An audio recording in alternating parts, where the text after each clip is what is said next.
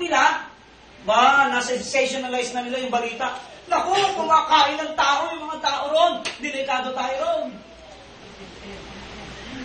Hindi lang sila malalakas at malalaki. Kumakain pa sila ng tao. Minsan ganyan yung taong takot eh. At gusto mandamay ng takot, i-exaggerate yung kwento.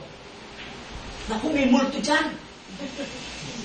Doon sa Davao, after nung preaching namin nung Sabat na Biyernes ng gabi, inabukasan nagpunta kami sa isang resort. Abandoned resort. Victoria Resort. Abandon. At kaya inabandon yun dahil meron daw lumilitaw na white lady. So doon nagpunta yung church. At doon ako nag-seminar ng umaga. Sabi sa akin nung pastor doon, sabi kasi ng mga tao rito, may nakikita raw silang white lady. Sabi ko, meron naman talaga. Hindi nga lang white. Statwa, dirty lady na. Dirty white lady. Exaggerated. Ganyan ang mga balita ng mga taong may takot. Ganyan ba tayo magbalita? Pag may mga nagbabalita sa inyo na sobra na sa katotohanan, exaggerated. Kumakain ng tao yung mga tao ron.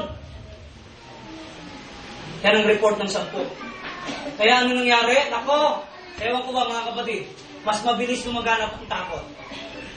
Ang bilis kumalat ng takot. Sinimula mo sa isang baryo, lalaganap na yung balita na nako, may mga kultong nagkalat ngayon sa Nueva Ecija. Nagsimula raw sa Gimba, umapatay daw. Yung huli kong text, 5 nurse daw sa nakatira sa Kapitan Pepe, pinagtataga raw sa leg, patay daw lahat. Tapos ganito ganyan. Nung matanggap ko yung text, tawag kagad ako sa mga police station. Sabi ko, sir, gano'n katotoo itong balita? Sabi sa akin, Bishop, huwag kang mag-alala. Yan ay natanggap na namin report sa krami. Walang katotohanan yan. Yan ay scam. Hello?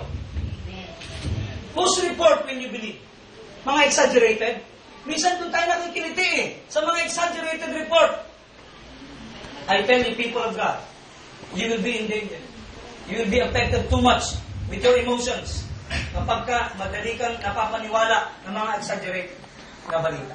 Minsan ibabalita, nako, nasa Maynila na raw mga Hapon at sila'y susuko na.